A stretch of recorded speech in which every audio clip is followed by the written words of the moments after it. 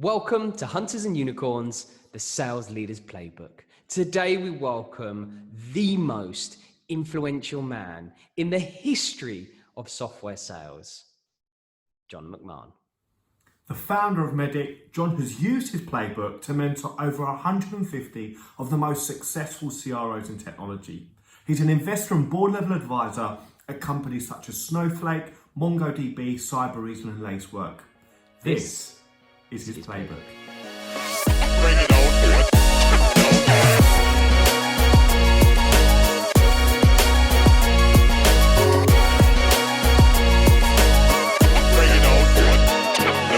In the special edition series, the 33 CxOs, we investigate one of the greatest success stories in the history of software sales.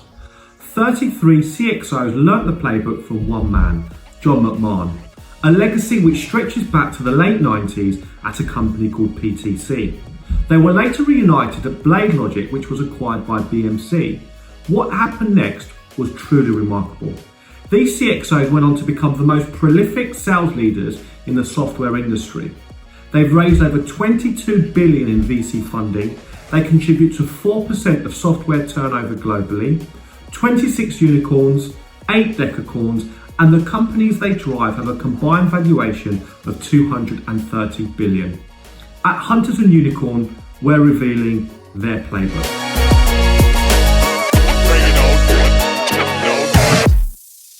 Today, we welcome software sales royalty, the legend, John McMahon. John, welcome. Hey, good to meet you, Simon. Good to meet you, Ollie. I'm Simon Kutis, and I'm joined by my co-host, Ollie Kune. John, it's an absolute pleasure and an honor to have you on the show. And thank you so much for taking time to talk to us today.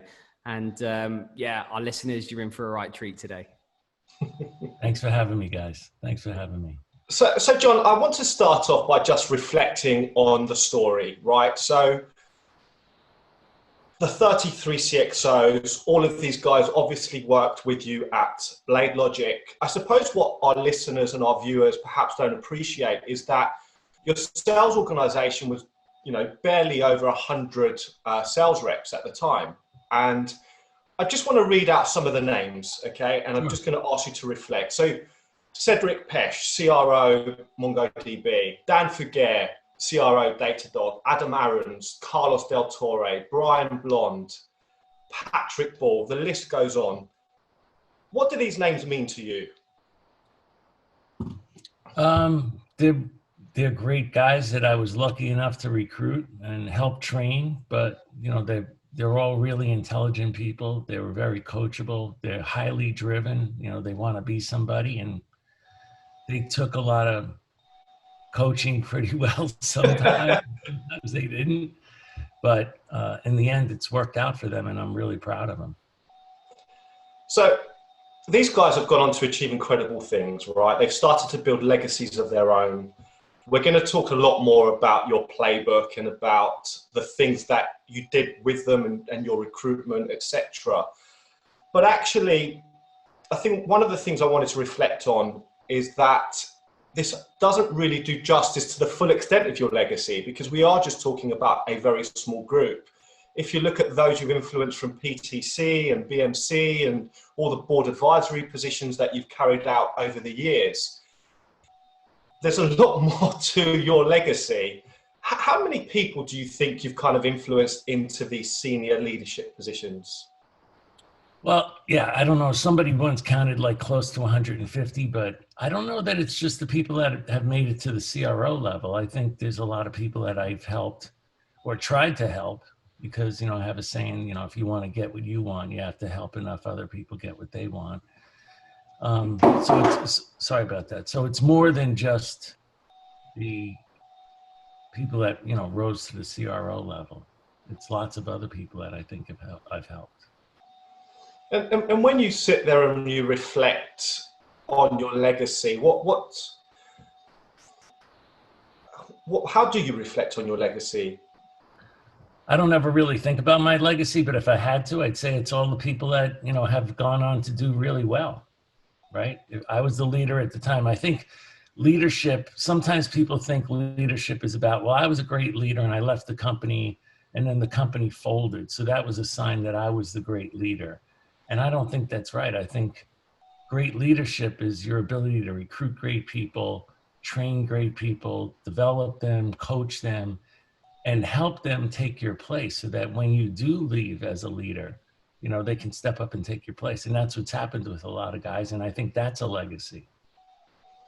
And was it always your intention, you know, if you were kind of to reflect on the kind of person that you are, is that very much your nature to kind of nurture those around you and see success? Was that always kind of the plan, or is that just how you're built, or is that just how things have panned out? I think you get smart as time goes on. I think if you take most people when they're first promoted from sales rep to sales leader, a lot of them think, okay, I'm super salesperson, that's why I got promoted. And they think more that the job is more about themselves than it is about their people. But anybody that knows it, you know, that's had kids understands that it's not about them. It's about, you know, when the kids wake up, when they go to bed, when they go to school, what activities they have. Your life changes and it circles around the development of the kids. And that's really what happens when you become a manager. So a lot of times when reps would call me and say, hey, I want to be a manager, I'd say, do you have any kids? They'd say, yeah, I got 2. And I go, well, why do you want 5 more? Yeah, what I was trying to do is get them to realize, look, it's not about you anymore as a sales rep, because as a sales rep, you got up when you wanted to get up, went to bed when you wanted to go to bed. It's all about your accounts, your customers, you. And now your world's changed. It's not about you anymore. You got to take your ego off and unscrew it off and leave it on the dresser at home. Your success is going to be tied to, and I guess, Simon, your legacy is going to be tied to how well you develop those people and whether or not you develop them enough to be able to take your place.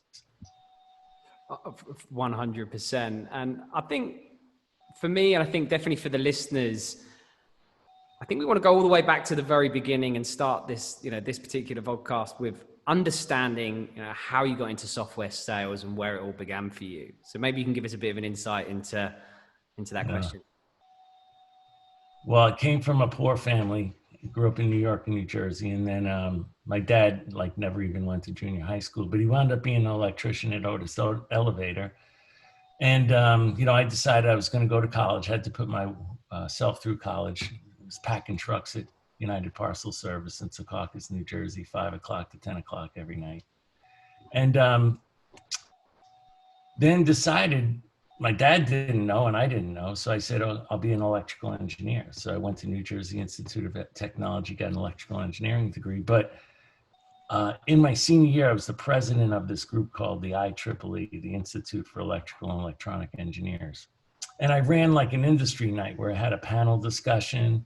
And then I had, after the panel discussion with different people from different disciplines of electrical engineering, I had these round tables set up where the students could go, you know, mingle with some of the participants from the panel. When I got done running the logistics, the only table that was left was sales. And there was a sales guy sitting there. No one else was sitting with them. So I sat down with them, and I never thought about myself as a salesperson, because you typically would think of a salesperson as some fast talking person that's going to sell you, you know, aluminum siding or a used car or something. And then I had a really good conversation with the person, and I felt like, hey, you know, the guy's not a nerd. Like, he's social, he could talk to, I can have a conversation with him. And it's unlike a lot of the other students that I went to school with, and unlike, you know, the other people that were presenting on the panel. So I went home and I told my dad, hey, you know, I met this sales guy, told him about the experience. And he said, look, I don't know a lot, but I know that some salespeople can make a lot of money in this world. And that was it, done. Going into sales. So then I went to work at a company, to Hewlett Packard. Okay. At that time, HP was selling electronic test instruments to electrical and electronic engineers. So it was a good fit to learn about the instruments. At that time, some of the instruments were $100,000. So it wasn't really a sophisticated sale, but it was a good way to get into sales. And then I learned a lot from there. So that's how I got into sales. Okay. And so that's hardware sales. What was your first software sales role? Yeah, so then HP decided they were going to get in the electrical CAD business. And I'd been doing really well selling these electronic test instruments, and they took over a company called Sericor. And this guy named Mike Reed was the VP of sales. Came up to my desk one day and he said, "Hey, I hear that you're a really good sales guy." And I go, "Well, no, I'm okay." And he said, "I'd like you to join my team." And I said, "Well, why would I join your team?" And he goes, "Because everybody on my team makes over $100,000. I remember this is a while ago, right? I'm not going to age myself, but that was a while ago. So that was it. I said, "Okay, that's it. I'm going to go sell, CAD software." Then I sold a big deal to General Dynamics at that time. I don't know, it was 10 or 12 million, something like that, probably more like a $20 million deal now.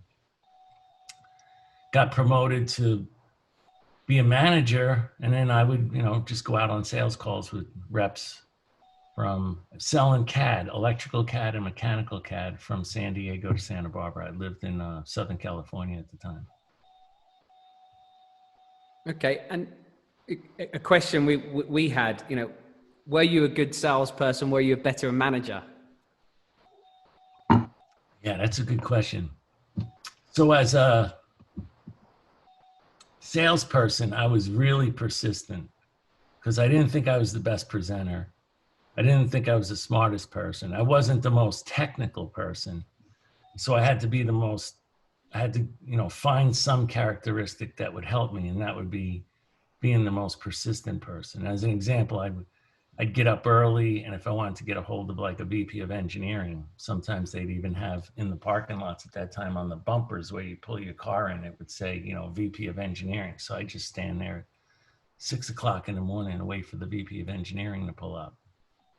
And, maybe I get 30 seconds with them. Maybe I get a minute. Maybe sometimes they say, "Come on in and have a cup of coffee," because, their secretary's not in, and talk to them for a while. So, I did different, let's call them tricks and techniques like that to separate myself from the rest of the people that might be more apt to be able to sweet talk their way through the VP of engineering or somebody else's secretary.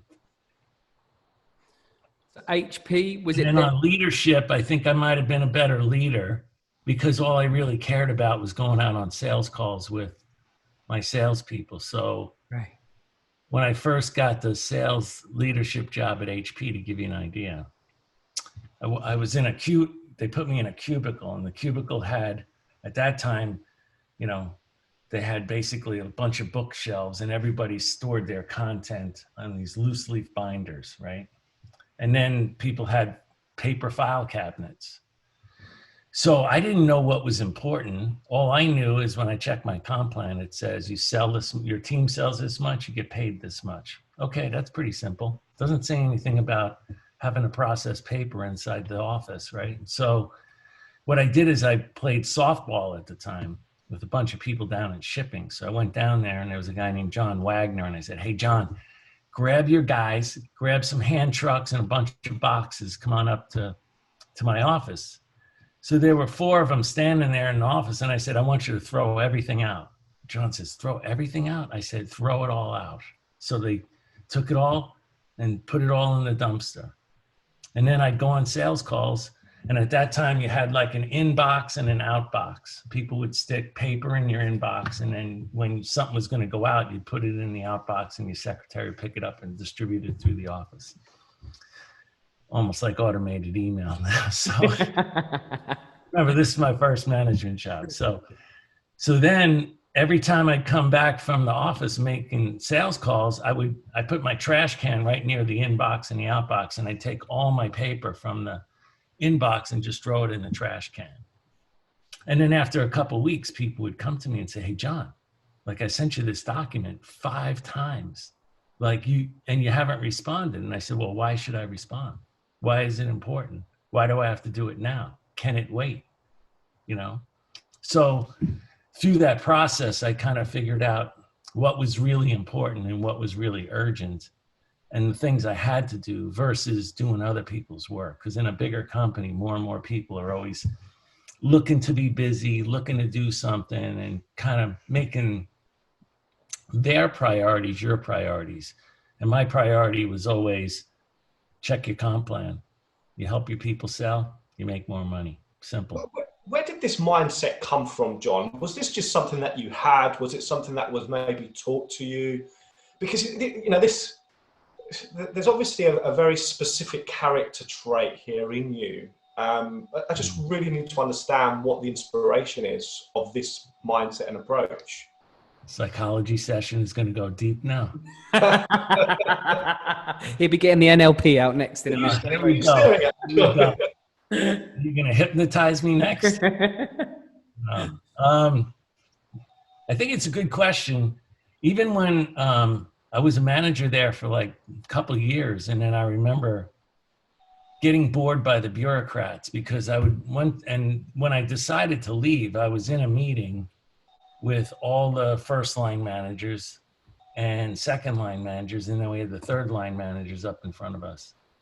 And they were never talking about what we can do to help make the salespeople more productive. It was always some internal bureaucratic bullshit, And I remember sitting there looking around the room thinking, who could be a role model for me here? I don't really admire any of these people. And I hope that in 10 years, I don't look like some of those guys because I'm not impressed. So I got to get out of here. So then I almost felt a little bit like a caged animal, like I had to get out and find something completely different. And that's when, I found PTC at the time, which hadn't even done $1 million yet. And a lot of people thought I was crazy, and I probably was. But I just needed something different, and I needed to prove to myself that I could do this by myself, on my own, without the backing of a bigger company. And remember, at that time, HP wasn't that big. I think when I was there, they went from 2 billion to 8 billion. Now I don't know what they are now. And they wound up selling that division off, wound up calling it a company called Agilent. So what was the driving force then, John? Because you mentioned not coming from a privileged background. You looked at sales for the fact that there was an opportunity to earn good money rather than engineering, where you could earn less money potentially. Was it the money that was driving you, or was it at that point the ideas, seeing that there was something fundamentally wrong, or there was a way of being more efficient in a sales process? Or a combination of both? At that time, I think it was just money and trying to be somebody. Right. Let's be okay. Let's be truthful. That's all it really was at that time. It probably changed over time, but at that time, that's all it was. I needed to make some money, and I wanted to be somebody. Sure. And so we're at a really good point here, which is PTC. In previous conversations, you mentioned two very influential people, and probably your mentors at that stage, Dick Harrison and Steve Wolski. How did they influence you, and what was their role in helping you develop? Well, Steve would take more of a intellectual and analytical approach to things, so he gave you that side of an issue. And then Dick was just blunt and to the point and could see right through lots of bullshit, which was really at that time refreshing to me versus, coming out of HP. So I really enjoyed the two different styles. Like one guy's going to tell you, okay, here's how we analyze it. Here's the intellectual approach to it. And then Harrison just boom, hits the nail right on the head with the hammer. So I think I learned a lot from both those guys. Did they just take you under your wing straight away and say, John's our guy, where you kind of almost groomed as at entry point, or how did that relationship materialize? Well, you had to perform. There was no doubt that inside PTC at that time, it was pure Darwinism. So only the strong survived. In fact, people used to make jokes when we would have national sales conferences. They would say, even in the early days, okay, go around the room, stand up, introduce yourself, and, tell us how long you've been here. And some people would stand up and say, hey, I'm John McMahon. I'm from Boston, and I've been here for 9 quarterly contracts. Just to make it clear, like if you don't perform, you're going. I think I kind of thrived in that environment. I thrived in the. Was there a lot of pressure? sure. And but I think when you hire the right people, they put that type of pressure on themselves. And what I learned over time is you don't have to, as a leader, you don't have to put that type of pressure on if you recruited the right people.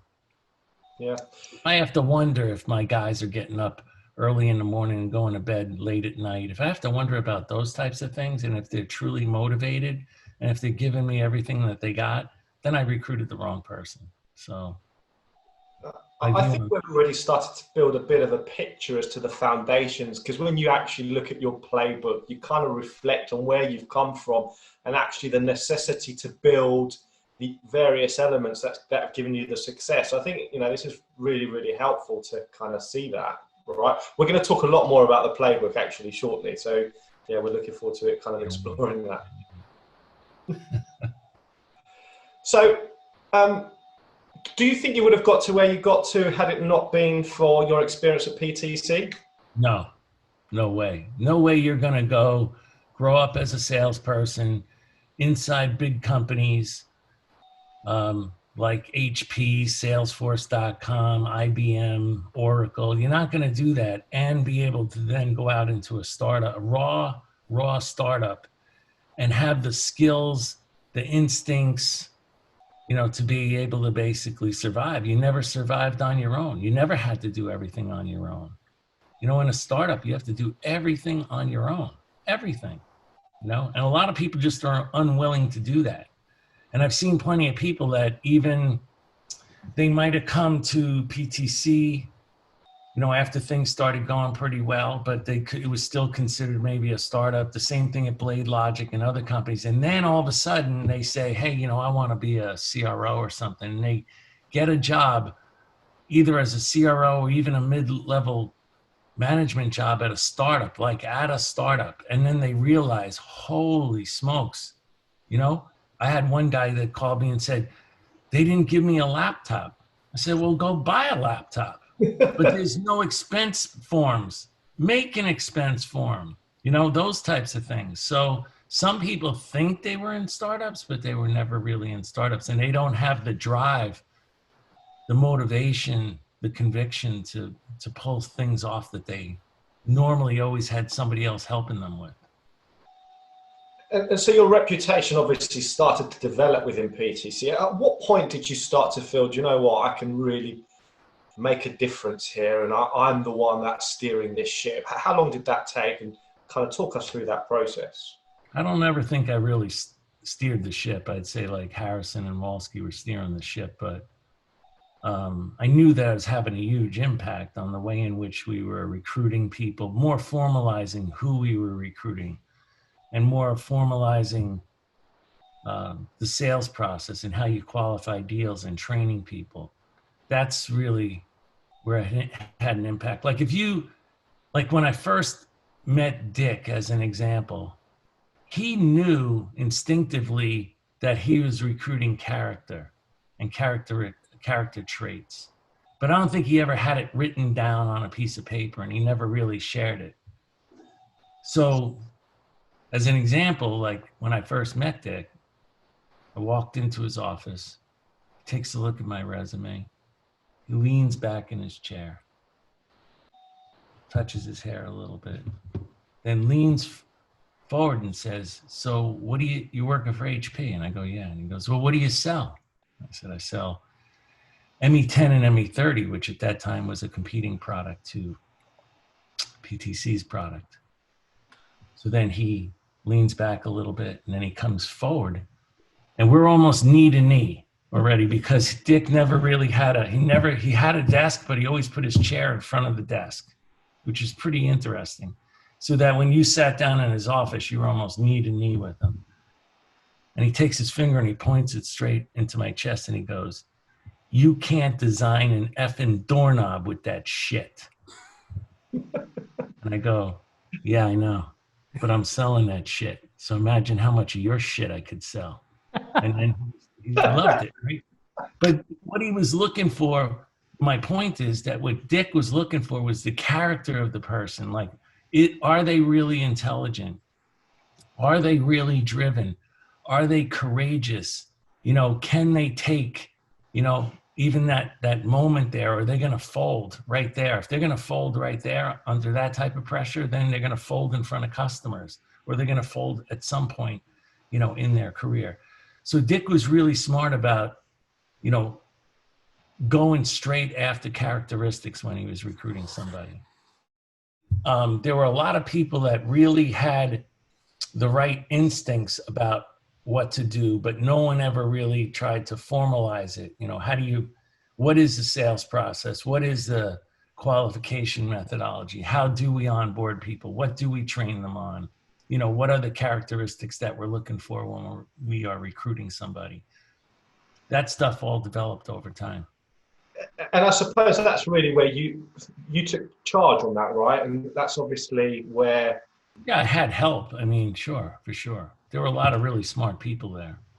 Well, so if we go straight to kind of Medic, right? So I know that's obviously one of the core pillars. Medic is so commonly used now. Most B2B organizations use Medic. It's almost too common in many respects. But you're one of the they throw it around as an acronym, but very few people actually use it the right way. In fact, I've heard people say it's a sales process. It's not a sales process. It's a qualification methodology. So a lot of people throw that around, but they don't really know what they're talking about. It was very much yourself and Jack. Obviously, Jack Naples was the one that pieced the acronym together. You say Jack was incredible at making things simple and finding ways to simplify concepts like this. But it was you and Jack that kind of put Medic. Jack was a super creative guy, really intelligent, very, very funny. Could almost be a stand-up comedian. And so, I mean, if we walk through it, like in the beginning at PTC, it was a on-premise product, so you had to ship a CD, right? So, and people, those days, we did pretty fast development, so every 6 months we came out with a new release of the product. Whereas today, with SaaS, you could do it every hour, every day, every week. And, but for the first, until Rev 7, the product didn't work. So there were 3.5 years of it not working. And our sales process was pretty simple: demo, close. So when the customer would say, hey, I want, you did a really good so our demo was super, we would do a little presentation on the whiteboard, talk about our 5 different features and functions. And then we'd give a demo, super canned, very choreographed, and then we were done. And now they would say, hey, this is really cool. Let's do an evaluation. Nope. How about a loaner? Nope. What about a rental? Nope. How about a benchmark? Nope. How about I lease it? Nope. Well, what can I do? You can buy it. And now the tension in the room got really high. And now you had to really convince the customer that they had to buy now. So we were kind of a little bit like pots and pans sales guys or vacuum cleaner sales guys at the time. Sales process was short. Present really quickly, demo, and then close. Then as the product started to work at Rev 7, we realized, hey, the product works, but there's other companies that compete against us that have a lot more functionality. So what we have to do is narrow the scope or the criteria of whenever we're going to test the product to know that the customer is going to buy what we're selling. Because the person that controls the criteria is the person that's going to win the deal. So that's where we realized, hey, one, whoever controls the decision criteria is going to win. So there's decision criteria. And you can't let people change the process constantly on. You have to know what that process is and try to control the process. Like, when are people going to present? When is the demo going to be? When is the benchmark going to be? And how is it going to be scored? And how's it going to be weighted? So we were masters at that. And then we realized the only way internally you're ever going to control that is you have to get a champion. So there's the C for champion. And then we started to want to sell bigger deals. And the way you sell bigger deals, and then also ensure that you're going to get the deal, you have to get to an economic buyer that says, yes, this is a priority for me. And if you test to this criteria and the champion's sitting there with you, then we will give you the deal. Then Products started to get better and better.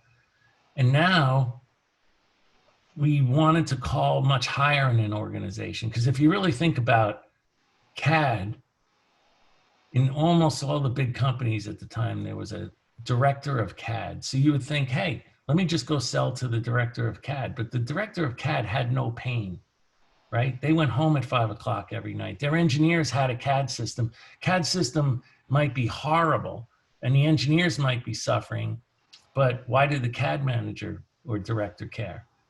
So anytime you go sell your whiz bang features and functions to the CAD director, he always had an answer. Well, you know, I've talked to my current vendor and in 6 months, they're going to have the same functions. You know, it's a leapfrog game. Don't worry, John, like we're okay. So then you realize, well, who owns the pain in this organization? Who owns engineering productivity? Who owns time to market? Who owns engineering costs? Wow, that's the VP of engineering. He has pain. I could sell to them, but the CAD director doesn't have pain. So now we had to get higher. So now we had to get to the economic buyer. Well, when you go in and talk to an economic buyer, you can't just start asking them a whole bunch of questions.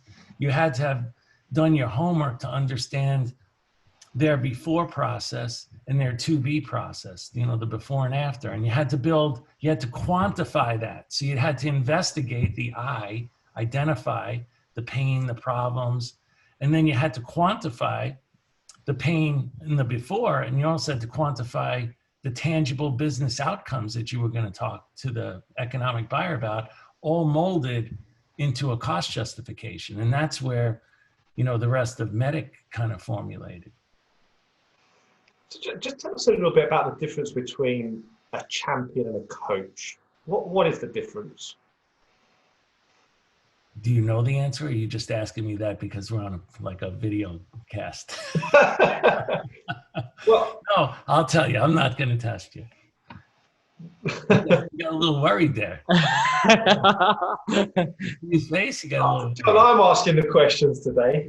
Okay, that's right. You're in command. You guys are in command and control. No, it's a great question, Simon. So if you think about an organization chart, what is that? That's just a hierarchy of different people that are in different positions inside a company, and it's a report, tells you who reports to who. And those people that are on the org chart, they have authority, right? But what you're interested in when you're in a salesperson is you're interested in finding a champion. A champion is somebody that has influence, and they have influence or power through political power or some sort of domain expertise or technical expertise. So therefore they have influence. So what we would always say is, let's go build a power chart, not an org chart, a power chart, and figure out who has influence. So now you have 4 sets of people in an organization. You have people that have, you want to stay away from Nina and you want to stay away from Annie. Nina, no influence, no authority. Annie, authority and no influence, right? And you want to go find influence and authority, and influence, but no authority, right? So you want to find those people. So the influence and the no authority might be somebody with that technical expertise or domain experience, and somebody with influence and authority, you might find them on the org chart and find out they have real influence, right? There's somebody that is going to get promoted. They're being put on initiatives.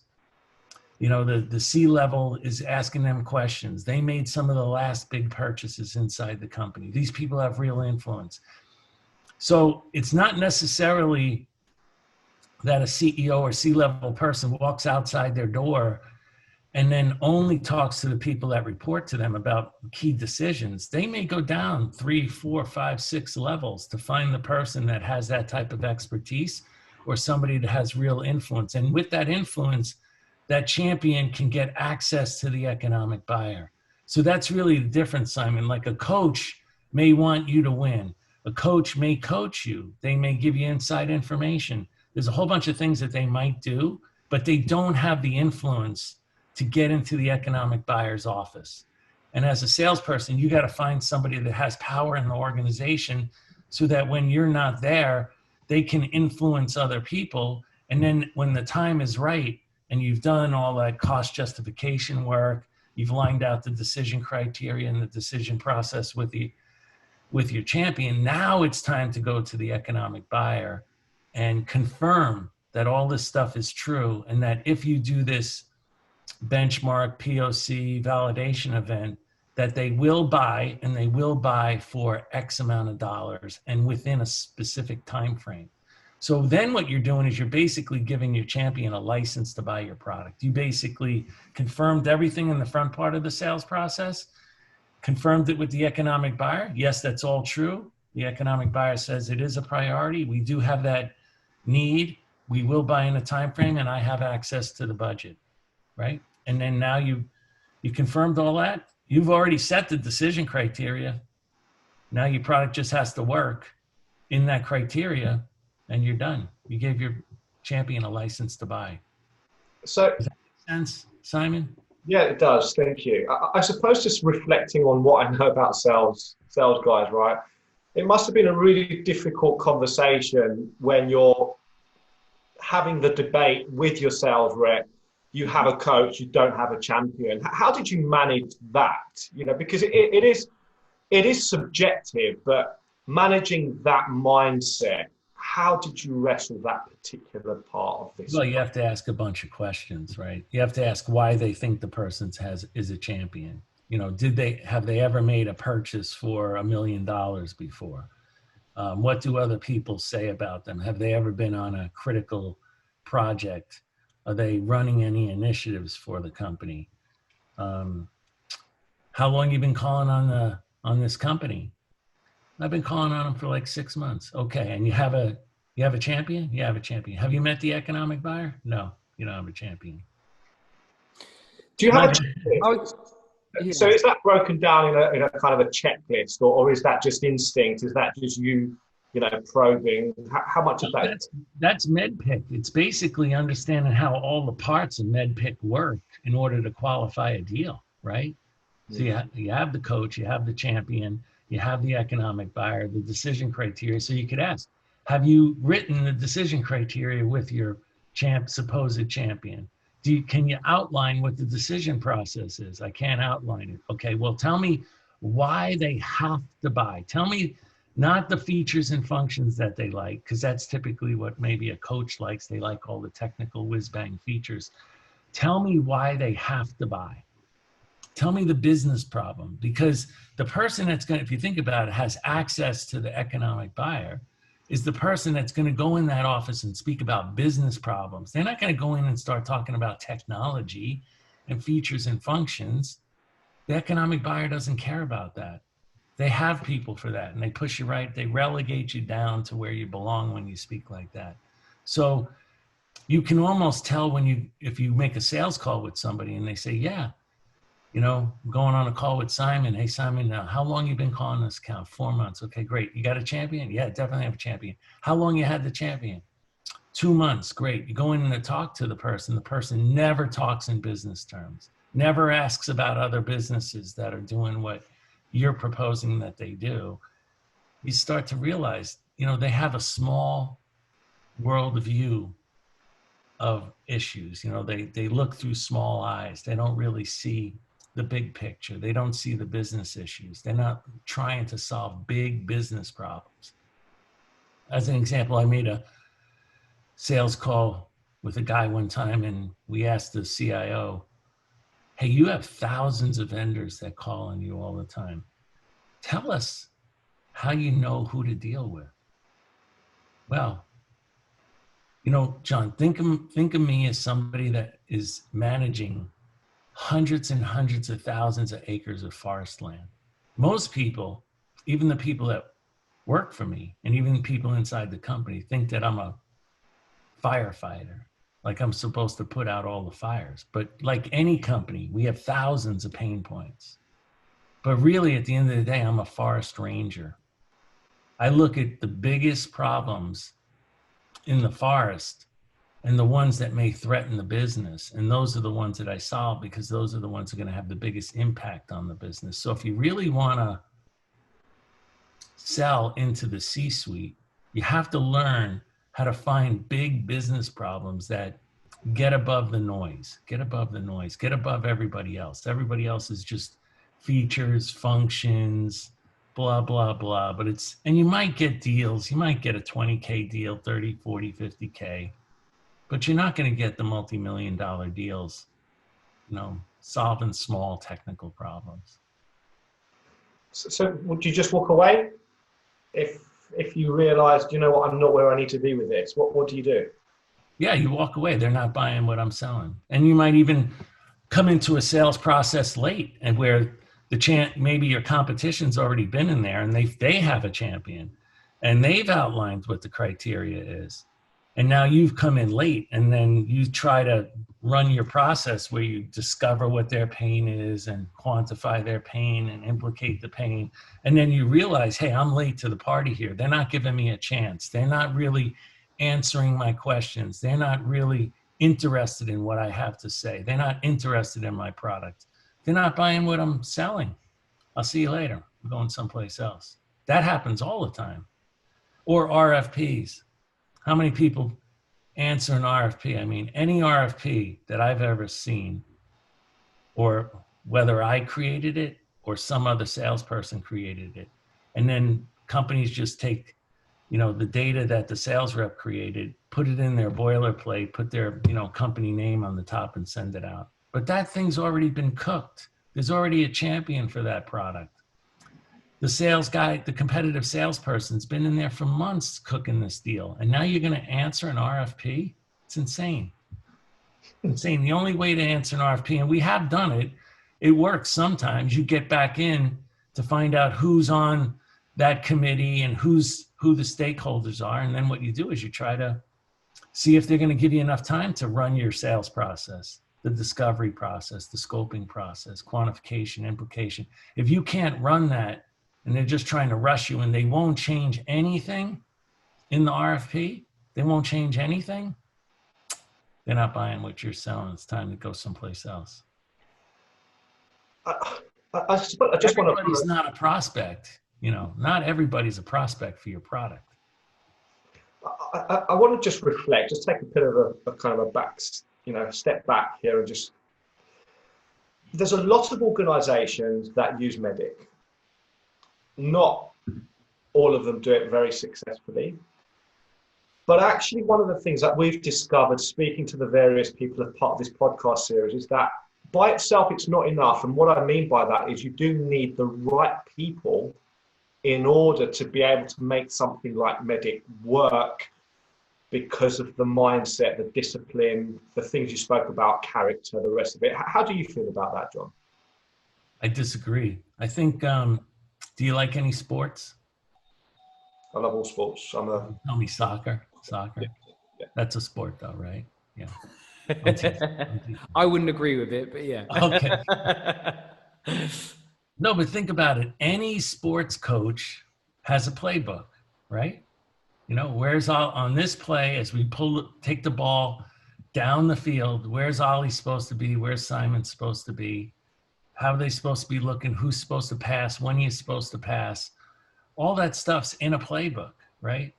And think about the playbook as your sales process. And the way in which I know that Ollie's going to be able to pull this off is I know, because I recruited him, that in this part of the field, and then the next part of the field and the next part of the field, the skills change, and his knowledge changes as the play develops. And if he doesn't have certain skills or he doesn't have certain knowledge, he's not going to be able to pull this thing off.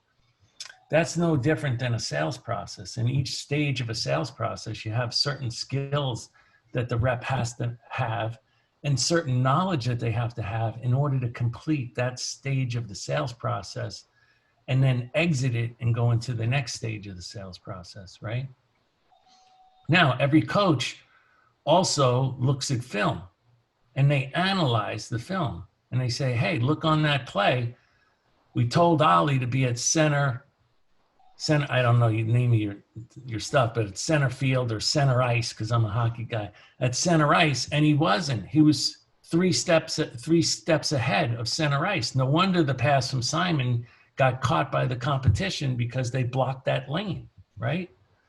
So as they analyze it, they're analyzing like where you were, what skills you have, and what knowledge you should have maintained. But right there, you didn't have the knowledge to make sure that you were at center ice, right? So when you think about MedPick, it sits on top of a sales process. And for each stage, you can basically qualify in that stage. Like, let's say, Ali, you come to me and you say you got a deal. What I'm going to try to do is figure out where you are. So think about, let me give you a better analogy. Sales process is like a Google map. If I want to drive from Boston to New York today, I type in New York, Central Park South, 59th and 7th, and boom, it tells me how long it's going to take to get there. And it gives me an ideal route, right? Yeah. Sales process. Now, qualification methodology is MedPick. MedPick sits on top of the map, the GPS. And now when I'm driving and I think, hey, I'm 20 miles before Hartford, Connecticut, I check my GPS and it says, no, you're not. You're 30 miles before Hartford, Connecticut. Oh, okay. And if I pull off to get gas, it tells me to wait the different turns to get back on to the ideal route to get there in the quickest amount of time, right? So if you think about MedPick, when you qualify, just like a GPS, where is Ali on that map? And now what information does he have? What information should he have gained already? Who should he have met? And what's his next logical step? That's really what MedPick is doing. It's a GPS sitting on top of a Google map. Does that make sense? It goes hand in hand. So anybody that says MedPick is a sales process, they're wrong. Or MedPick by itself, I could use. Wrong. If you don't, just like you're not going to use a GPS without a map, and you're not using a map without a GPS anymore, right? So they have to work seamlessly together. Does that make sense? Just like a coach analyzing film, they're doing the same thing. They're analyzing where you were on that play, where you should have been, what's missing. Did you not have the skill to pull it off? Did you not have the knowledge? Could you not compete against the competitive person? What would be your next logical step to correct it, and get the play back on track? For sure. And I think with that qualification process, what you are ensuring then is that your reps are focusing their time on stuff that will close and that. Well, more importantly, I can coach and train them. Yeah. So if I realize that every time Ollie gets to stage 2, he can't get past this certain step, then I can ask myself, well, is that because he's lacking a skill, or is that because he lacks some knowledge of what to do next? Yep. So now I know what to train you on, so I can analyze my players, right, and figure out what I should train them on. The second thing is, you guys are in the recruiting business, and a job description shouldn't be a bunch of blah, blah, blah, blah, blah, blah, blah. You should be a great corporate citizen and all that stuff. That's all nice, but at the end of the day, it has to have the skills and the knowledge that fall out of the sales process, right? Think about it. Just like if we were going to go recruit, we had billions of dollars and we're going to go recruit people for the next soccer team. We're going to look at each position, and for each position, we're going to figure out what is the knowledge that player has to have, and what is the skill set that they have to pull that off, right? That's the game. And now that's going to go into the job description. That's going to go into the recruiting profile of who we have to have. So every company should be looking at their sales process and say, what are those knowledge and what are the skills in the process for each different stage, and put that in the job description, instead of Ollie needs to be a nice guy and he needs to work with other people in the company. Yeah, that's all important, but that doesn't mean that he's going to be a great player. Does that make sense? Completely, yeah. Which I think leads on to quite a nice point, right? Which is to talk about the importance of the next part of your playbook, which is recruitment, right? It goes without saying, every conversation that we've had with anybody that has been your mentee or worked with you, that this is a real big part of it, right? It's a fundamental part of the playbook to see success. Well, I mean, if you can't recruit the right people, imagine again, we got a couple $1 billion and we're going to go buy any sports team. what's the first thing that we would do? Go to assess the players. And if we don't have the right players, we better get the right players on the field or we have no chance of winning. It won't matter how good the coach is. It won't matter how good the playbook is. We have to be able to recruit the right people. So, I think it doesn't happen all the time, but about most of the time, you recruit B's and C's and do everything else perfect, you're not going that far. You recruit A's and do everything else average, they're going to help you win. Chances are you're going to the championship. Yeah. Where does the ownership fall in for recruitment? Is it the managers? How much, we see a lot of businesses that set up talent acquisition functions, etc. But where does it start? Where is the? It can't fall in HR. They don't really know what a salesperson looks like. It has to fall right on the managers. And you have to teach managers. If you really believe that you're going to hire reps that can become managers and managers that can become directors and directors that can become VPs, you have to train them. And you have to train them what to look for when they're recruiting. How do you interview? What do you look for in a resume or a CV? What questions do you ask? How do you back channel them? You have to ask all those questions. You have to train the hell out of them. And how do you do that training process? What does that training process look like? Well, first you have the recruiting profile, right? That falls out of your sales process. And then you also you have characteristics like we were talking about, with Dick Harrison. Yeah. You have to understand the right characteristics that you have to recruit. So two of the most important ones are intelligence and drive. So if a person's, because we talked about skills and knowledge. So if the person's super intelligent, they're going to be able to pick up the knowledge that you give them. If they're super driven, they're going to pick up the skills, because skills are like throwing a football, throwing darts. If you really want to be the best, you're going to have to decide that you're going to throw that dart 1,000 times a day. And if you're not going to do it, you're not going to be good, because skills are developed over time. And that takes persistence and drive and motivation, determination. And then if it's a fast growing company, you need people that are not only coachable, that'll listen to what you say, but you need people that are adaptable. So in a lot of companies I've been in, 1 year you're thinking, this person's really amazing. It's this one skill that they have. It's just so good. And they're just really on top of things. And 2 years later, you look at them and think, they're a dinosaur. Like, they haven't changed. They haven't adapted. Why? The products change, the markets change, the customers change, competition's changed, messaging's changed, sales processes changed. They haven't changed.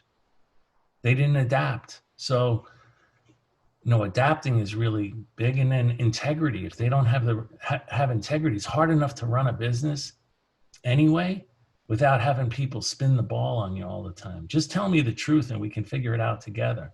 Don't try to spin the ball on me. It's already hard enough. And in an interview process and from a training process, how do you then train and identify those what would be quite hard, characteristics to understand, such as characteristics? How do you how can you tell, and what sort of qualification process would you? Yeah, well, let's back up first. Like, most people interview to the CV or the LinkedIn resume or just the resume, right? So they look at it and they start, going through that. But what does a resume tell you? It tells you the jobs they had, how long they were on the job. Does it tell you the knowledge they have? Maybe a little. Does it tell you the skills they have, that they can find a champion, get to an economic buyer? It doesn't tell you any of that stuff, right? Does it tell you how smart they are?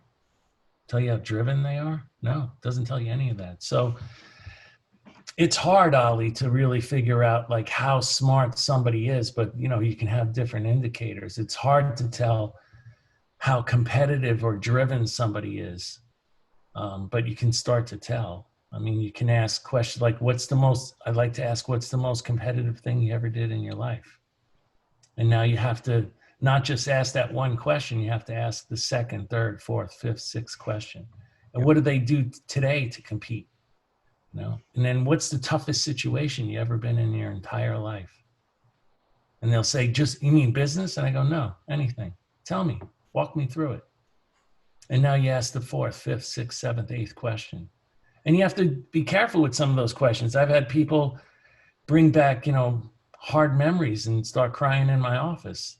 But the way in which they got out of that situation told me a lot about them and their drive, right? So there's ways of doing it, but I think you have to spend the first 30 to 40 minutes just going after the characteristics. Yeah. The other thing that, I've done is there's companies like Profiles International, and they have a test called the Profiles XT. It's not a test. It's not a personality test. What it really is an assessment of how the candidate does in comparison of characteristics to your current top salespeople. So what you do is you have your top salespeople take the assessment. It scores them on different characteristics. For the most part, those top reps all fall into a certain band, whether it's manageability, coachability, independence, learning index, those types of areas, which means that at this time, at this stage of our company, these are the characteristics that are helping reps win deals, right? And be able to survive, right? If we took somebody from like a Salesforce.com into a startup, chances are they're not going to make it. Why? They're probably going to lack some of these characteristics that we just talked about. Wow. Then what you do is you have the candidate go through the interview process, and just before they see someone like myself, then we would have them take the assessment in the office. And then I get the results, and now I see exactly how they compare to my top salespeople. If they compare favorably to my top salespeople, they'd be stupid not to take the job, because it means they have all the characteristics to be successful. And if they don't compare favorably, it doesn't mean that they're a bad person. It doesn't mean that I wouldn't hire them 2 years from now. It means that their characteristics, their traits, don't play favorably to the company we are at this current stage of our growth. Does that make sense? Complete sense, yeah. There's other ways to find out about character, yeah, than just asking questions. I tell you what, a tool like that will be absolutely invaluable across lots of businesses, right? Well, it's also invaluable because let's say you made some mistakes, which we all do, and then you had a number of people that attrited over time. And now you can go back and analyze, well, was there a certain trait that all these people had in common that we missed? Because maybe they were all a 7, let's say, on coachability, and we still said, they're a 5 or a 6, we'll still take them because they're good on everything else. And then you realize all the people that left were just below 7 on coachability. Okay, we have our answer. From now on, anybody that's like not 7 or above on coachability, forget about it. You're going to lose them. So there's things like that to go back and analyze. Some places where you didn't really pay attention fully to the assessment and you took some shortcuts and you paid for them. Yeah. I suppose the intelligence piece itself is, it's fairly, it's a lot more transparent, right? You can look at the level of degree, their education, learning lots of different languages, because there's a track record in that, right? Well, there's book smarts, but there's street smarts too, right? There's intuition. Yeah. Like, golly, how do you think you're doing right now in this interview? Ooh, that's a tough question, right? Now, that's what salespeople have to do, though. Yeah. If the person can't tell you or perceive how they're doing and give you both sides of the fence of how they think they're doing in the interview process right now, how are they going to perceive how they're doing in a sales situation? So there's different questions that you can ask to find those types of things out too. John, John, I know that you really drilled this in your teams, right? It wasn't just a matter of a casual thing. Recruitment's really important, guys. You have to focus on recruitment. You used to get them to stand up and talk through this. This was a very, very fundamental part. Can you just talk to us about the extremes that you went to to get your managers to own this part of the process? The extremes, okay, but really, you meant like coaching. I want the extremes. I want warts and I had all. the whip out and everything, So no, what we would do exercise. We would basically take a whole day and only talk about recruiting. So we walk through like, what are the characteristics? What is the minimum track record or experience that they need to have? What's the minimum skill set that they have to have? What's the minimum knowledge level about our industry that they should have? And then go walk through resumes, LinkedIn profiles, CVs, and teach people, how do you actually read a resume? How do you read a CV? What do you look for? What are the red flags? And then even take like 10 resumes, you crossed off names, and you basically have the groups divide up, and then come back and tell us, like, rank those 10 CVs. Tell me 1, 2, 3, 4, up to 10, and tell me why you ranked one over the other. So it becomes really interesting discussions. And then what open-ended questions do you ask to uncover intelligence, drive, coachability, adaptability, that the person has that skill set, has that knowledge? Dig in, and don't just ask the surface questions. Dig in. Then you have to come back with, tell me what the risks are. Because no one's going to be an ideal fit to your profile. You're not really going to find a unicorn. So where's the risk? And the reason it's important to put down the risk is, different companies at different stages have different resources to cover risk, right? If you're in a raw startup and you don't really have any training program, you're doing like 1 million, 5 million, 15 million, you don't really have a formal training program yet, you don't have resources to cover somebody's shortfall. So how are you going to cover? So you'd like people to come back to you and say, here's where they lack. Okay, and here's how we can cover for those risks. If you can't cover, you're taking a big chance, and that's how your attrition rate goes up. And the number one killer to annual bookings is sales rep attrition. So do you think your sales enablement, again, another big part of your playbook is training? Do you think that was fundamental in allowing you to go for people that had the right, I want to use the word DNA, but the right attributes? Because it meant that you didn't need to compensate with people with experience, because you knew you then had the right process to get these people up to speed. Is that kind of the thought process, or just kind of talk us a little bit about your emphasis on training? Well, first they have to have the right characteristics. So one of my sayings is, if their mom and dad couldn't change them by the time they were 18, you ain't changing them. You're not going to change their characteristics. You might be able to, if they're smart enough, give them some knowledge. And if they're driven enough, help them develop new skills, but you're not going to change their character. Your mom and dad couldn't change it in 18 years. You're going to change it in the next 6 months? It's not going to happen, right? So you got to start with, recruiting the right people.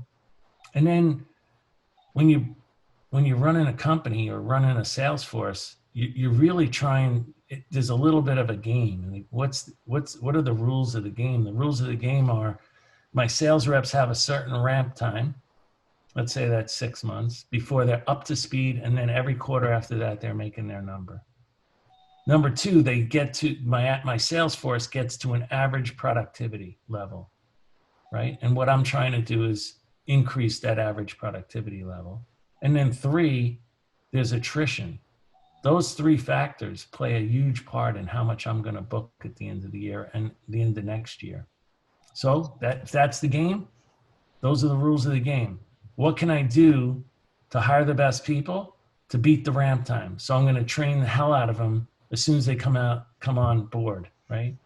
So I'm going to try to beat that ramp time of 6 months. If I could beat that across 100 sales reps by a month, and the average, let's play easy numbers. The average quote is 1.2 million. 50 times $100,000, I'm making some gains, right? And now I got to make them as productive as possible. So every quarter, every week, we're training, trying to develop new skills, trying to figure out what's the person lacking, using MEDPIC to figure out where they're failing in the sales process. And now we're going to try to beat that average productivity. If the average productivity is 1.2 million and I have 100 sales reps and I can make it 1.3, I just picked up a lot of money, right? And then if I recruited the right people, I onboard them right, I do ongoing training and enablement, and then they're successful and they don't attrit, I just played the game. I just beat the 3 factors of the game. So if you really think about it that way, and I don't know if many people think about it that simply, but that's the game as a CRO, or a game even if you're the first line sales manager. I got to recruit great people. I got to onboard them fast, get them as productive as quickly as possible. I got to get them as highly productive as possible, and I got to stop them from attriting. If you think about attrition, and most companies, if they have a 6-month ramp time and the person's not doing well, because maybe they made a mistake in hiring, how long does it typically go? Not 9 months. A lot of companies, 12 months before they realize, oh boy, we made a mistake. Now we're going to pull the trigger and get rid of the person. Then it's 3 more months to recruit. Then it's 6 more months to ramp, because now you have the right person. And now they're productive maybe for the next 3 months in the second year, versus hiring the right person the first time and training them and developing them and making sure they don't attrit. The difference in that 2-year period over the course of 100, 200 sales reps, the numbers are enormous. Does that make sense? Absolutely. I think it's really interesting because a lot of the podcasts we've done, it's clear you kept every single one of your reps on their toes in the questions around product, around process, around, the aspect of the job. You would at, any time be in a position to start asking questions. We've heard about you standing up and going around the room at QBRs, at sales kickoffs, getting everybody to stand up and answer 3 questions. And the ownership that those individuals had on making sure that they were on point and they answered the correct questions and they got it right, they had. And when you actually speak to them, I said, was that about, was that scare tactics? Were you scared to lose your job if you did that? And it wasn't. It was just, there was, they knew that by learning it and understanding it would just be, tenfold over, what they needed to do to get to where they wanted to get to fundamentally, right? But well, when I used to do that, I had to know my stuff, right? So I would say to them, when they couldn't answer the question, I'd say, how is it possible that I know this and you don't? You sell this every single day. And then I would joke and I would say, and all I do all day long is chicken shit, putting out fires all day long. And then how is it that I know this stuff? So I think, if you joke that way, and at the end of the day, people know that the reason that you're doing it is because you have their best interests at heart. It's not, you're not attacking them. You're not trying to degrade them. What you're trying to do is make them better. And if you recruited the right people, they want to get better. They want to get pushed. They want to go to new levels that they didn't even think they could go to. And when you can get them there to levels that they never thought they could get to, they're not leaving you, right? It's not going to happen. John, I want to give you some feedback, right? So we've spoken to quite a lot of people. Are you going to yell it? Here we go. Now, what they've said to us is that John's not your friend. He's not your enemy. You kind of want to run through walls for the guy. How do you reflect on that? When I give you that kind of information, what's your thoughts when I kind of, this is how people obviously speak about you, the people that you've obviously managed? It's because, I think you have to believe that if you want to get what you want, you have to help everybody else get what they want. And you really have to have their best interests at heart. So sometimes when the company would grow 1 quarter, 2 quarters, 3 quarters, and you'd look at some people and you'd think, they're not moving, they're not growing. Like something's just not right. So you take them in a room. I used to call it the hot seat, or maybe they called it the hot seat, and then I started. But you have to have time as a leader. You have to decide this is not a 5-minute conversation. I don't know where this could go. It could, depending upon the way they receive the information, this could be a 5-minute conversation, could be an hour discussion. And a lot of people, when you first sit them down, they're like, oh, what's wrong? What's going on? Like, and they're a little nervous. And then the next reaction is that they're very defensive as you start to lay out, is everything okay? Is everything okay at home? Is everything good with the kids? Is wife okay? Everything, is the husband okay? All that type of stuff. And they're wondering like, whoa, like, where's this thing going, right? But at the end of the day, they realize that you care about them and you believe that they shouldn't stay at this level. They should be at the next level. And then you tell them, here's why I think you should be there. I think you should be there. Other people think you should be there. And for your own benefit, you need to step up. You need to make a transition. It's time. You've been stagnant for too long. And I'll help you. Here's what I think you're lacking, and I'll help you get there. And then when you can help people get there and they step up and you saw something in them that they didn't see in themselves, they're not going anywhere, right? Where are they going to go? Even if the company has a bad quarter, where are they going to go? You're not going to find somebody else like that. It's the old saying, people don't leave companies, they leave managers. Yeah. So if we were to, again, reflect on the kind of overall picture, right, the 33 CxOs, the topic we're talking about here today, right?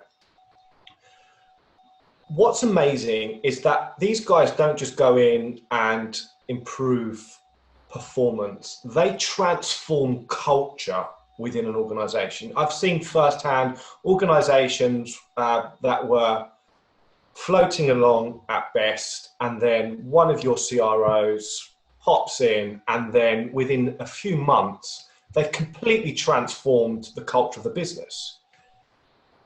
What do you put that down to? How do you create that whole purpose, that vision,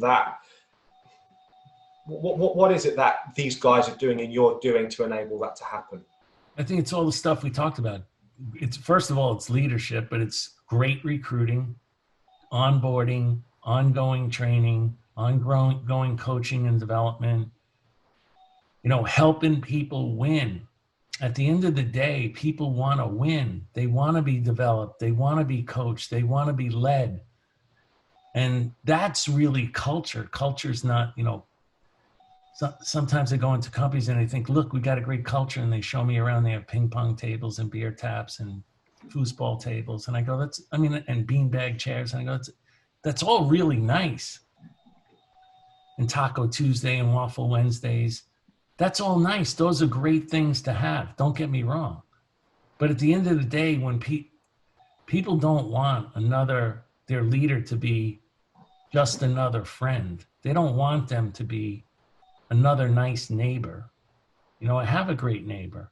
His name is Jim. When I drive down my driveway, I see Jim and I go, hey, Jim, how you doing? He goes, good, John. How you doing? Come on over for a beer later. So I got enough nice neighbors. What people want is they want to win. They want to be challenged. They want to grow. They want to be developed. They want to make money. They want to get promoted. They want to be somebody. And when you can help people do that, they're not really going to go anywhere. So I suppose what happens is when it is transformed, and I think that's the right word, Simon, is most managers use their power of position, right? So when you use your power of position as a manager and you see it a lot of times with first-time managers, they're just managing by activity, not helping people accomplish anything. So they're saying like, how many emails did you do? How many cold calls? How many POCs? But they're people are just being managed by KPIs. They're not being managed by what they accomplish or what's going wrong in their ability to accomplish it. So now this power of position leads to a very transactional relationship between me as the leader and you as the rep. You do what I tell you to do in exchange for getting paid and not getting penalized. But that doesn't last long because you never get transformed, right? And then a great leader motivates through understanding your strengths, your weaknesses, your desires, your motivations, your insecurities, your goals, and all those types of things. And then they use that to drive you, to motivate you, to get to appeal to you, to get to persuade you, to do things not only for the betterment of the company, not only for the betterment of the leader, but mainly for the betterment of you. And that's really, that's transforming people. It's not transactional, right? And that's the difference in the way in which a lot of people lead. Does that make sense? It does. And I think it's probably one of the most profound comments we've heard in relation to, these types of environments, are pigeonholed, or, they can be seen as quite micromanaged environments, run by heavy KPIs, etc.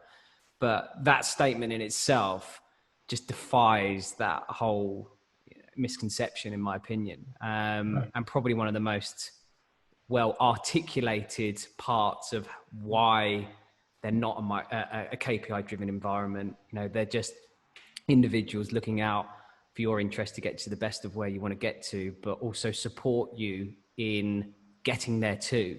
Understanding where your pitfalls are, understanding where you need support, and training and developing and getting them to it. So, well, culture is pride. Like, people want to be proud. They want to be proud of the company they work for, proud of the people that they work around, proud of their accomplishments. And the precursor to pride is winning. People have to win. And then the precursor to winning is you have to help people, gain the knowledge and develop the skills that they need in order to win. And then to win in order to be proud, and proud of everyone that's around them. You guys probably seen the same movie. I mean, how many times have you seen that, you finally recruit an A player into an organization with a bunch of C's, and the A player comes out and says, like, I don't belong here. This is not a place for me. Why? Because the A player is motivated by the other A player next to them and the other A player on the other side of them. Those types of A players get motivated by that. They're not motivated. They're demotivated by the fact that they're surrounded by a bunch of C's. They know they're not going to learn. They know they're not going to grow. They know they're not going to get promoted. So they're out the door. And we see that a lot. We see that an awful lot. I'm sure you see it all the time. And again, you've got managers that go in there selling on features and benefits of an opportunity. It's exactly the same, right? It's not the benefits of the opportunity, it's the benefits of the career opportunity that you're creating for someone. And again, we try all the time to make sure that message, comes across, but it's pretty tough. But yeah, no, it's a really, really, I think for our viewers, that particular piece will definitely resonate really well with them. So I suppose it would be good to kind of move forward to a little bit about BladeLogic. So, was it Dev that picked up the phone and called you to go across to BladeLogic? How did, after PTC, what happened to BladeLogic? How did you get involved there? Steve Walski, who was the CEO at PTC, was on the board. Okay. They needed to make a change at the CRO level, and I can't remember actually if it was Dave or Steve that called me and said, "Hey, I'd like to talk to you." But it happened quick. I just went in there, spoke to Dave and Steve, and wound up taking the job. That was a time when actually every time you went to the VCs, and they would tell you enterprise sales is dead. And just like a bunch of lemmings, they thought everything is going to be sold over the web, and no one's ever going to sell enterprise deals. And now all you've seen since that time is anybody that started over the web or started with inside sales all had to go out and get an enterprise sales force. All of them. So did anything evolve from PTC and BladeLogic? And sorry, first of all, how big a time gap was it? Was it straight from PTC to BladeLogic for you? Or was there something in between that? No, there's stuff in the middle, yeah. Right, okay. Anything interesting you want to tell us about anything in the middle, or? Yeah, nothing really. Okay. Remember, you guys are command and control here. We were there. There might have been something that we missed. I'm at your mercy. I'm at your mercy. So I suppose the question from here is that did anything and did your playbook evolve from PTC to BladeLogic? Oh yeah, definitely. Yeah, Okay. You get smarter. You learn from some of your mistakes. You refine things. Yeah, absolutely. Yeah, Okay. Definitely changes. Yeah. And I think that's something that we've seen. I mean, how many times? I mean, you have to get smarter and smarter. If you keep making the same mistakes, you got to change. Yeah.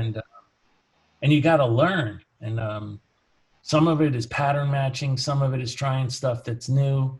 There's a whole bunch of things that go into that. But eventually you refine it. And then sometimes, people that are younger and a situation comes up and you say, no, I'm not going to do that. This is what we need to do. And you can explain, here's why, which is maybe that you've been whipped, and you got 10 scars on your back from that same situation. They may not really believe it. And some people will believe it and take it to heart. And other people sometimes have to go touch the hot pan themselves. Like my son was young. He's like 4 or 5 years old. And I was making some pancakes and I put them up on the stove and turned the pan on. I said, Dad, is that pan hot? I said, that pan's hot. Dad, can I touch that pan? I said, you can touch that pan, but if you touch that pan, you're gonna burn your finger. So Dad, if you think I touch that pan, my finger might burn. It might burn. It depends upon how fast you touch that pan. But Dad, would you get mad if I touch that pan? I say, no, I won't get mad if you touch that pan. You touch the pan. Oh, Dad, my pan.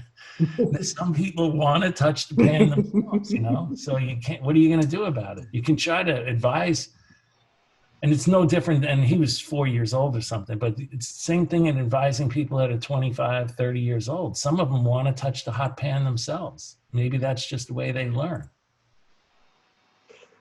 So, how aware were you? So Opsware obviously were a big competitor of you at the time. We've obviously heard different accounts of how important Opsware were as a kind of a benchmark competitor. How much was that in your mind in terms of having healthy competition? Was that something that was on your radar, or were you just in your lane focusing on what you were doing? Well, you want competitors. If you don't have competitors, you're probably in the wrong marketplace. Right? It means the marketplace isn't big enough, and not that the market, BladeLogic wasn't really in a giant market, but you want competitors. Those guys went public. We were a private company. They went public as a company called LoudCloud, mainly on like Mark Andreessen's name, right? And then, they had a lot more feet on the street. They had a bigger name. They were public, so they were a tough competitor. They also use a very similar playbook. Would you say that in terms of obviously, PTC influence in the other job? I would tell Cranny, even if he's right here, that I recruited better people than he did. Maybe we need to get John on here to give his account. Maybe I don't know. We'll see what Let's go for it. Yeah. So I think this comes at an interest. You have a lot of time. Like I remember one time, like when I first got in there, they didn't know anything about how Opsware really sold against them. And I never really said this, but what I said, okay, well, we got to figure out how Opsware sells. I want to figure it out now, my first or second month.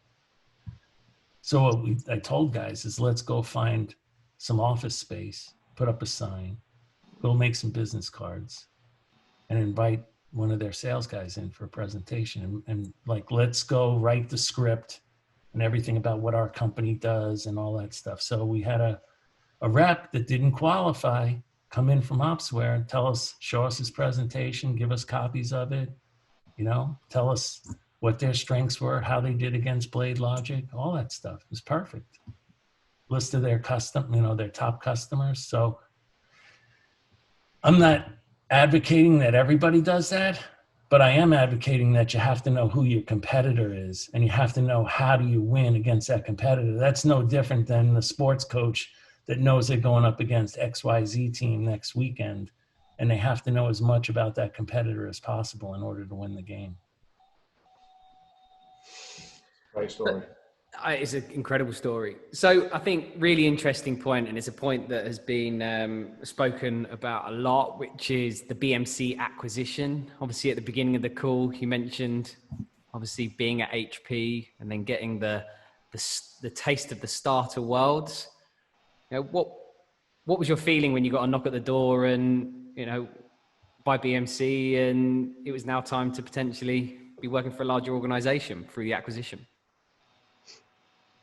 Yeah, so BladeLogic had already gone public, and then we got, acquired by BMC. And I'm going to make sure I say this the right way. BMC didn't have all I'm going to pause you there. You have to say this how you need to say it. If you're thinking about it, that's not the way you have to say it. BMC didn't hire A players into their sales force. Right, there we go. And they didn't really, they had training, but the training was never on the fundamentals, on the foundations of recruiting, on the foundations of selling, on the foundations of maniacal qualification of deals, on forecasting accurately. So, and they had a lot of resources, so it was pretty easy to reorganize those resources and start to change things. I mean, it was a ton of work. But we changed the recruiting profile, changed the onboarding hiring, the ongoing hiring. We would test people, assess people.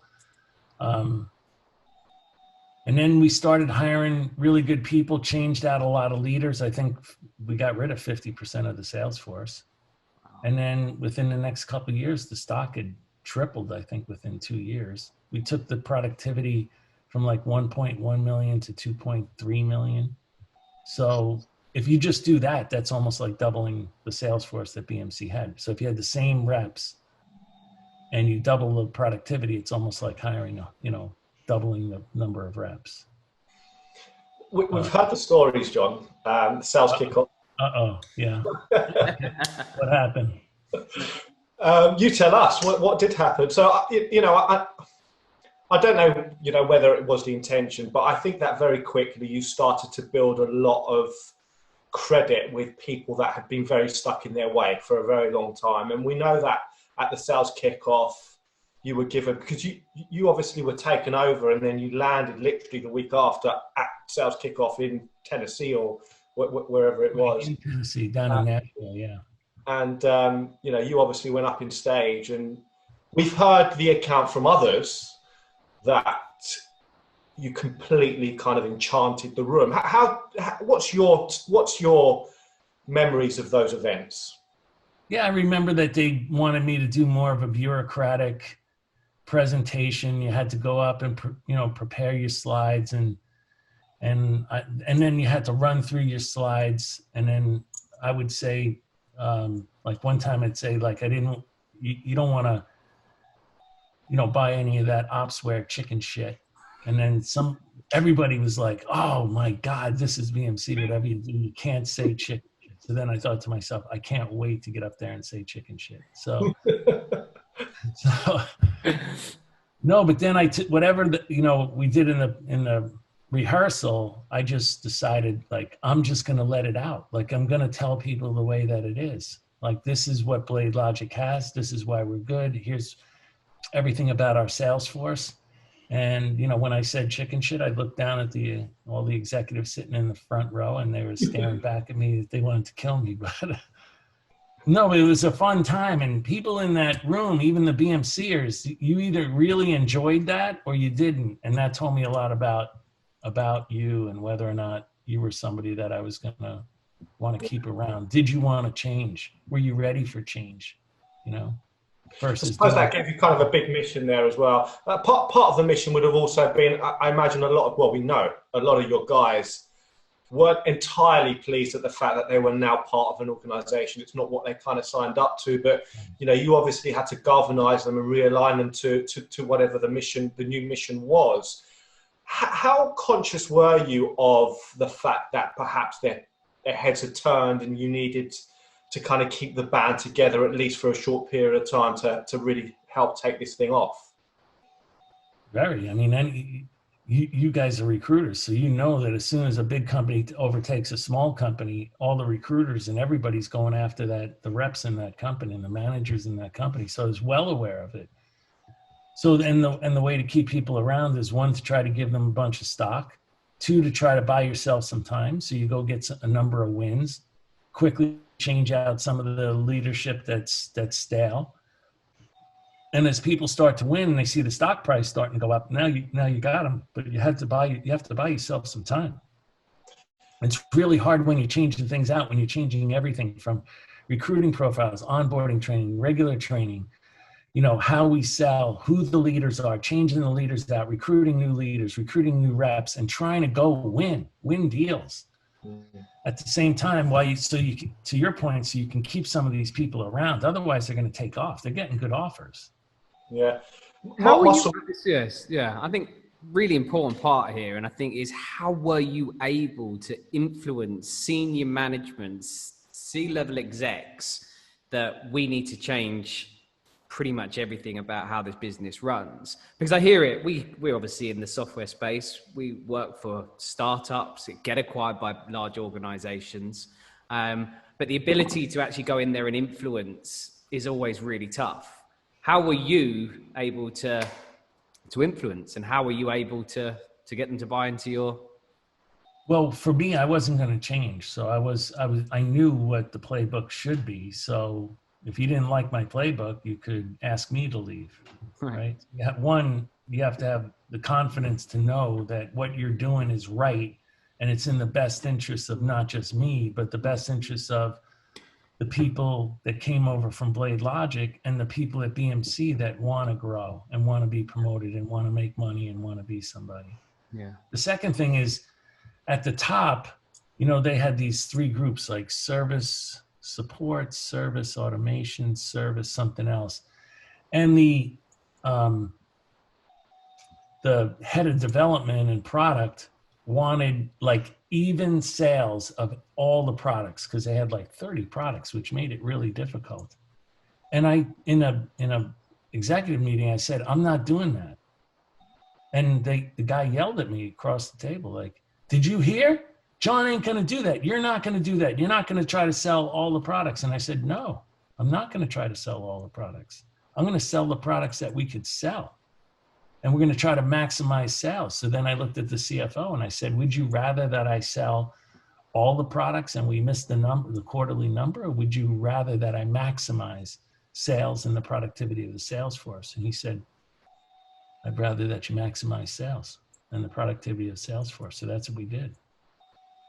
So there's always, in a bigger company, there's always bureaucrats that are going to get in your way, and people that are not going to be happy that there's somebody new that's around, and that things are going to change. And they may not get what they want, because for the development person or the product person, they may not be able to continue to fund those products if they're not selling. But if they're not selling, there's a reason that they're not selling, right? They should be defunded.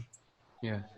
It's obviously clear at that point that, your reputation was strong enough to be able to influence that decision, right? Your reputation in previous must have, it's just an indication, right? Because, as I said, it happens all the time, but we don't see people coming and influencing at that level. So credit where credit's due. More just knowing, like, if you don't really, here's my playbook, and if you don't really like it, that's okay. I can go. Yeah.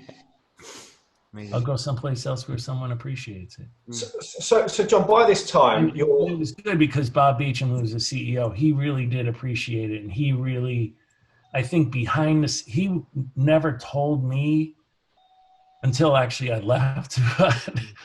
And Bob's a great guy, but I think he was doing a lot of support in the background that I'm unaware of.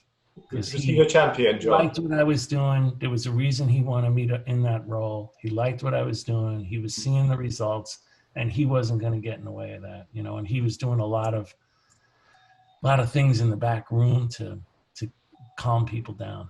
Well, I think you've bought a science, right? All business owners, if we build a recruitment company or a business, which is a science and a mathematical equation for scale and success, you would. You had a proven, tested model and a science and a mathematical equation that will yield success and get the business to where it got to. And any business owner is looking for that, right? So, yeah. So by this time, John, a lot of your managers were building really big reps of their own. They were like the Marine Corps. They were just strong by nature in terms of focus, had process, they knew how to manage. They were building a lot of reputation.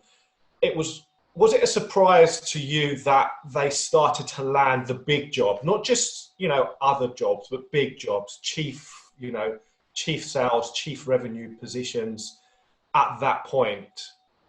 No, not really. I never really thought of it, but it never surprised me. I think a lot of those guys are super talented, and they have talents I don't have and probably never will have. So, I mean, a lot of those guys are really, really good, and it's proven they're doing a great job. Yeah. So kind of post BMC, what is it that you're obviously doing a lot of advisory board work. What is it that you kind of spend most of your time doing now, since you left BMC? Well, when I left BMC, I thought, I'll just take a little break and go back in. And then a lot of people who, some of the guys that you spoke about, a lot of them started calling me and say, hey, John, like, I'm a first-time CRO. My CEO's a first-time, tech CEO. We're smart enough to know we're going to make mistakes. And you've done this, you've been in like 5 different startups, and they've been successful. So why don't you come in and help advise us and help us? So then I started doing that. And then what happened was some of the tech CEOs started to realize that I had a different opinion on things and a different viewpoint on their company than the VCs. So then, if you think about it, you have the tech CEO sitting on this side of the table in a startup, and then you have the VCs, and the VCs they're going to probably get their money back out of the deal anyway.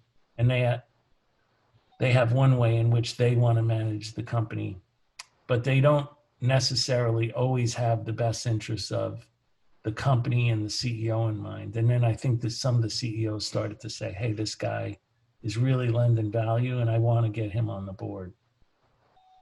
So then it's a matter of making sure you're advising for the right companies and you're on the right boards where the company's going to go somewhere. Otherwise, you're doing a lot of charity work, right? You get equity, but you don't get paid. So now I'm on the board of, Snowflake, which is growing like a weed, and MongoDB. Yeah, IPOing soon. I can't really say, but it's in the news. Don't worry, it's all over the news. July, we're all waiting to invest. And then, Cybereason in Boston, and then also out in the West, a company called Lacework, where Andy Byron is, a person that's worked with me a couple times, and a company called Sigma Computing. Think of it as like a Tableau that sits on the top of Snowflake. Right. Wow. Yeah. So there, in some of those companies, in the beginning stages of the company, you work with them a lot. You might talk to them every day or a number of times a week. And then as the company starts to scale, you may not talk to them that much. I mean, they're on their way. Take a company like Snowflake that has Frank Slootman, who's been the CEO at Data Domain, the CEO of ServiceNow, and now he's the CEO of Snowflake. I mean, he doesn't need my help, right? So you're just there, if they need advice or if they want to bounce something off you. You're not really doing as much work as you did in the early days. It's all so interesting, but I can't help but think, John, where do you find time for John? You know, what sacrifices have you had to make in your life to get to this, right? Because none of this is, you know, I put a couple of hours in here or there. It's full on. You know, you're investing a hell of a lot of time into this. Where does John find time for John? Yeah, I find a little bit of time. I get up early in the morning, you know, get up at 4:35 and try to go on a bike ride or work out. Same thing at night. And then during the day, I just try to work. Like even right now, I'm trying to write a book too. So that takes a lot of time. Amazing. What's the topic of the book? Are you allowed to discuss? Be a lot of stuff that we talked about: sales process, qualification methodology, forecasting accuracy, stuff like that, you know? Right. It's so freaking hard. So hard. Yeah. So do you have anything to do with John Kaplan and force management, or? John Kaplan, Grant Wilson, the founders of Force Management, used to work for me at PTC. Cool. Yeah, so I'm really good friends with them, and you know, outside of, you know, work. Yeah. And those guys are doing a fantastic job for a lot of companies. Their sales messaging program is top tier. No one's better at it than Kaplan and Wilson. Those two guys are just amazing. Yeah, we've heard lots of. John Kaplan, I don't know if you ever met John Kaplan. You should meet him. To me, he's like the greatest sales presenter in the world. I don't know anybody else that's better than John Kaplan. And now when he worked for me, he was an okay presenter. But in the time since, because he's done so many presentations, John's just phenomenal. Yeah. He can captivate a crowd, captivate them. Yeah.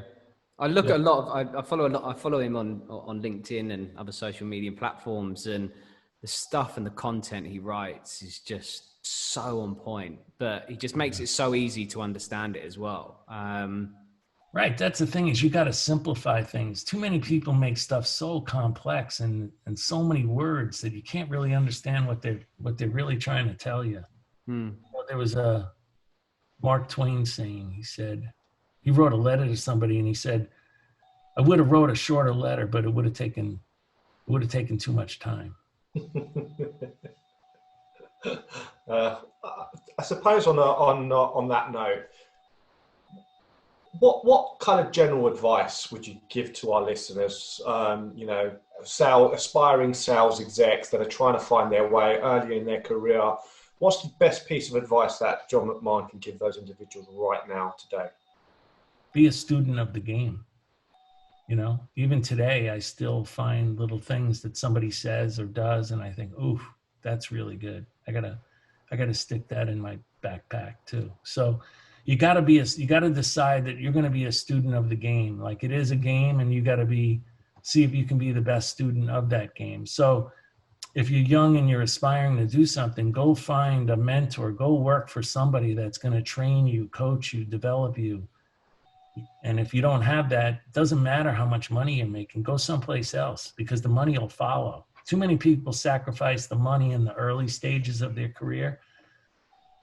And then later on, they find out, well, I really don't know anything, and people are passing me by. And the reason they're passing you by is you always went after the money, and you might have gone after the position, but you didn't go after the opportunity. You didn't go after the learning environment. You got to be a student of the game, and eventually you'll bypass a lot of people. Yeah. So final question, John, for today.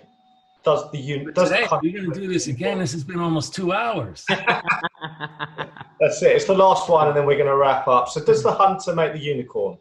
I don't know what that means. What is the hunter? So the hunter being a salesperson, the unicorn being the billion-dollar companies. Do you think it's possible for the billion-dollar companies to exist if you don't have the right salespeople or the right people to make it happen? No.